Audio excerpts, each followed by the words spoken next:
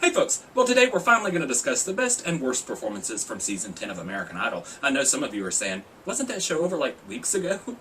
I know, but I'm late for everything. Some of you may already know that. I'm one of those people that some would say are going to be late for their own funeral. Boy, I sure hope so.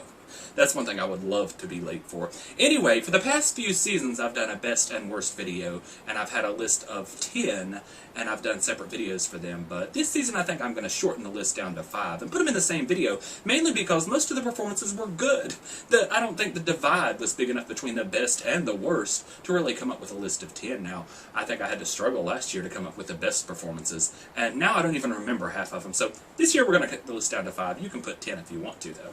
Anyway, we're going to start off with the worst performances, and number 5 is James Durbin, Closer to the Edge.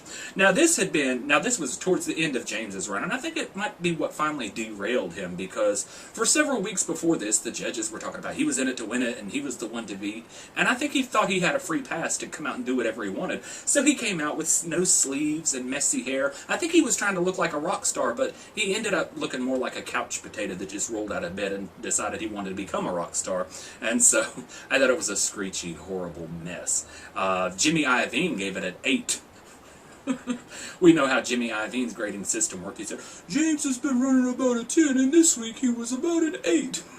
I would give him about a 2 with this performance. Number 4 is Jacob Lusk, I Believe I Can Fly. Well, I wish he would have flown out of there a lot earlier than he did. You know, he had several bad performances after that. Bad, screechy performances with the lusky stank on it.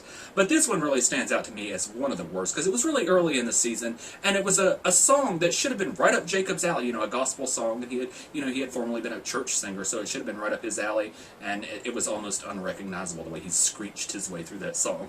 Number 3, Naima Adedapo, I'm Still Standing. When Naima came out with that fake Jamaican accent sounding like Miss Cleo and her psychic friends, I just thought I was going to die.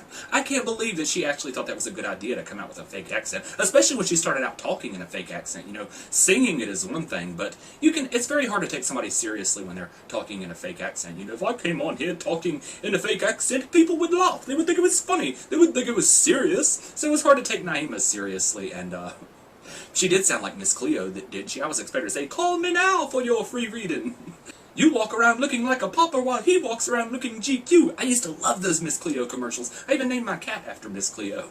Of course, everybody knows she was a fraud, but even the fraud that she was could have predicted that Naima would have been eliminated with this performance. Number 2, Casey Abrams, Smells Like Teen Spirit. I don't know what, it didn't smell like Teen Spirit, I don't know what it smelled like, but it didn't smell good, and it didn't sound good either, and it didn't look good. Up until this point, Casey had been known as kind of like a teddy bear figure, you know, not threatening, and, you know, it didn't seem like a very mean person. But with this performance, he became the things that nightmares are made of. I mean, he looked mean, he looked mad, he looked scary. I bet children had nightmares that night with this performance, and, of course, it wasn't long after that the judges had to end up saving him, and he ended up getting eliminated anyway. But and I'm kind of glad he did perform this song, because I think he was on a very good track to make it even to the finales, and I think this one performance alone kind of ruined his chances. And the number 1 worst performance of the season, Paul McDonald, Folsom Prison Blues. Old MacDonald managed to take a song that's very gloomy about being in prison and killing people and make it sound like a happy, jolly jingle. He could have just as well been singing Happy, Shiny People, and the performance would have felt almost exactly the same. It was a very crazy, manic performance, and at times it looked like he was going to have an aneurysm. I thought it was the worst performance of the season. It was just terrible. Anyway, on to the best. The number 5 best performance of the season, Scotty McCreery, Gone. Now, this was towards the later part of the season. You know, I was expecting him to have to eventually do a honky-tonk country song, and that's what he did with this one, but it was better than I was expecting it to be. I think this might be what finally wrapped it up for him, and then he performed it again, which I didn't think it was as good as the second time around as it was the first, but I thought it was really good the first time around, and so it was his best performance. Number 4, Stefano Langoni, I Need You Now. Now, this was the wild card round. Stefano was singing for his life. It kind of makes you wonder why he didn't put that sense of urgency on every performance that he had after that. Because it seemed like he was singing for his life, and he really wanted to blow it away. Well, why didn't he do that every week?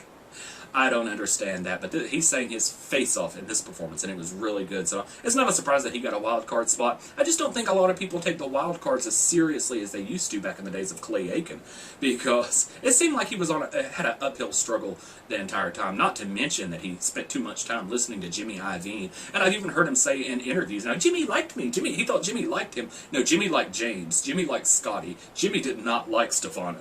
Number 3, Lauren Elena, maybe it was Memphis. It was the last week of performances, and nobody knew if Lauren was going to be able to come out and sing, and she came out and sang this song chosen by Carrie Underwood, and I wish that Carrie Underwood had chosen songs for her every week, because I thought it was fantastic.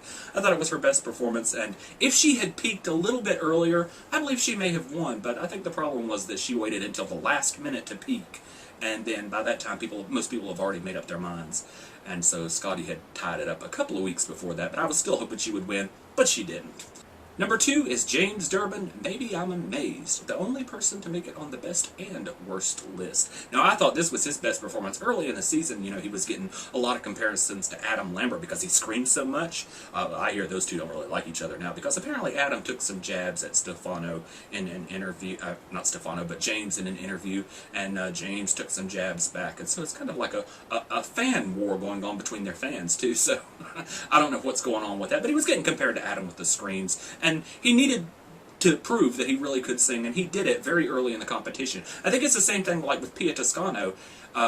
She needed to prove that she could do upbeat songs, and I think she waited a little bit too long, whereas I think James did it at the perfect moment, but then he kind of fizzled out a little bit later on in the show when he started thinking that he was invincible, but I think during the early parts of the competition he was invincible after this performance. And the number 1 best performance of the season goes to, speaking of Pia Toscano, number 1 is Pia Toscano, I'll Stand By You. Now, before this performance, we really didn't even know that much about Pia. We hadn't really seen that much of her. And I remember saying in one of my earlier videos, I think when she was chosen for the top 24, that she seemed kind of like a carbon copy of Julie Zarilla, only not as talented.